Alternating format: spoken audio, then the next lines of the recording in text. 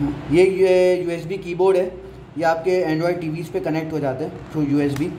ठीक है, इसको देखते हैं क्या क्या है इसके अंदर। इसमें ये मेरे पास ये कीबोर्ड है।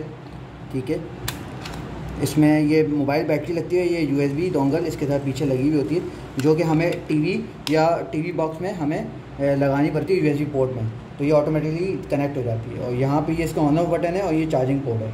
तो ये वंस आप इसको ऑन करेंगे तो कीबोर्ड पे बैक लाइट भी है इसमें। ठीक है, वो जब इसको कनेक्ट करेंगे तो ये पता चलेगा, बैक लाइट भी जलेंगी इसकी। ठीक है, और अभी नहीं जल रही है ये। इस पर बैक लाइट भी होती है, ग्रीन कलर की लाइट जलती है इसमें। ठीक है, इसके साथ इसका यूज़र मैनुअल है और इसके साथ इसका ये चार्जिंग केबल इसके साथ दी है, जो कि USB 2.0 है।